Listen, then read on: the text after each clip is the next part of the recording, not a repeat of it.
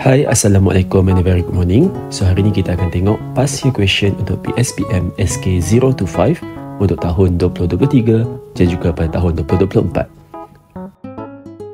Seterusnya adalah soalan yang ke-6. Untuk soalan yang ke-6, kita kena arrange the following haloalkane in the order of increasing reactivity towards unimolecular nucleophilic substitution reaction, and then we need to explain the answer. So, bila sebut pasal unimolecular nucleophilic substitution, ini bermaksud dia adalah SN1. Okay?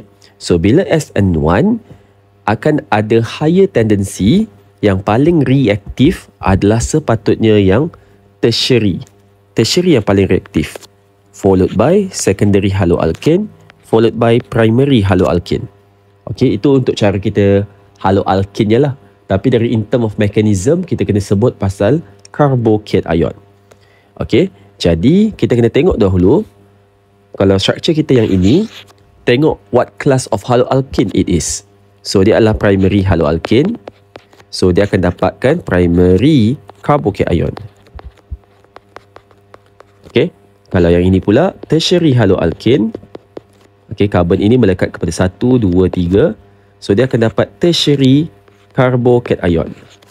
Yang ini pula secondary, melekat kepada 2 carbon, secondary haloalkane, dapatlah secondary carbocation lah secara ringkasnya. Okay, so yang paling stabil adalah yang tertiary. Ini paling stabil. Jadi kita akan lukiskan dia. Okay, kita akan lukiskan dia. Alright, sorry ni label ni tak perlu follow. Okay, so kita akan lukiskan yang structure ini sebagai yang ini. Okay, so ini adalah structure yang paling stabil, followed by yang ini, kita lukis dia. And then yang ini yang paling primary ni, yang paling last, A. So dekat sini saya baru label, ini C, ini B, ini A. Pasal dia minta in increasing reactivity. So paling stabil, kurang, dan paling kurang stabil. Okay, so kita boleh bagi tahu lah, C ini adalah tertiary haloalkane, B adalah secondary haloalkane, while A adalah primary haloalkane. Okay, ini dari in term of haloalkane. Tetapi dalam reactivity kita kena tengok dari segi intermediate dia. So kita boleh bagi tahu lah, C akan form tertiary carbocation, B and C will produce secondary and primary carbocation respectively. So tertiary carbocation is more stable daripada secondary dan juga primary carbocation disebabkan lagi banyak alkyl group attached to it. Jadi, it is more reactive towards unimolecular nucleophilic substitution. So, nak dapatkan 2 markah ni senang sahaja. Pastikan arrangement kamu betul. Okay, ini adalah arrangement yang betul dalam increasing order of reactivity. And then, mesti ada yang keyword kestabilan tersebut. So, tertiary carbocation is more stable than secondary disebabkan lagi banyak alkyl group attached to it. And therefore, they are more reactive towards SN1 reaction. Seterusnya, kita kena buat soalan B.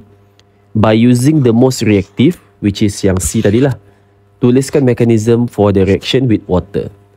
Okay, so kita dah tahu dah dia adalah SN1 mechanism. SN1 melibatkan 2 step dan usually melibatkan tertiary haloalkane. So inilah tertiary haloalkane dia. So cara nak buat dia senang sahaja. So yang first thing first adalah kamu kena hasilkan tertiary carbocation, which is yang inilah. Ini adalah tertiary carbocation. So cara nak buat dia senang sahaja. Kamu kena break the bond yang ini. So bila kamu break the bond itu, kamu akan dapat plus Br minus kat sini. So, tertiary carbocation ini adalah stabil.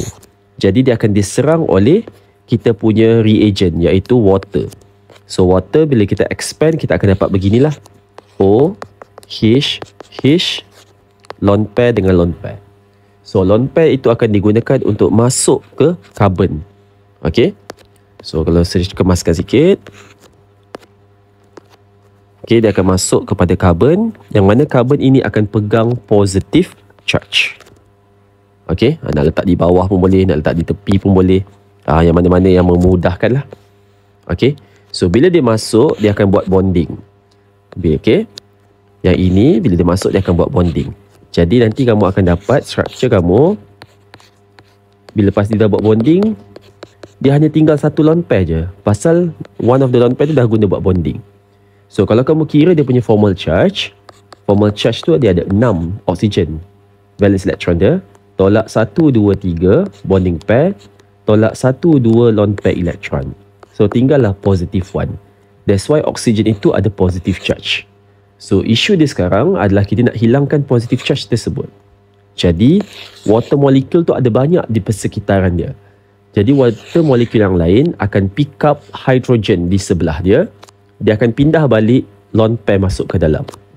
Dan disebabkan itu, bila kamu lukis balik structure tersebut, okay, bayangkan ini adalah 6 karbon, you akan dapat H lone pair 1, dan bila dia break ke sini, dia akan hilang. Okay, maksud saya dia akan hilang. Alah, you akan dapat O H, dan tadi dia ada satu kan, lepas dia dah break ke arah sana, dia akan bagi lagi satu elektron dekat sini. Lone pair dia lah. Okay, yang lain copy balik macam biasa. Okay, so dia akan dapat begini. So ini sama maksud dia dengan yang inilah. Alright, sebab dia dah buat pemindahan 2 elektron jadi lone pair. So kalau kita kira dia punya formal charge 6 tolak 1, 2 tolak 1, 2, 3, 4. So kamu akan dapat kosong. So that's why structure ini adalah stabil. Dia tiada positive charge. Okay, so in term of pemarkahan, senang sahaja. Pastikan kamu ada arrow tersebut. Pasal markahnya dekat arrow. Sini akan ada satu markah. And then mesti ada carbocation ion yang betul, satu markah.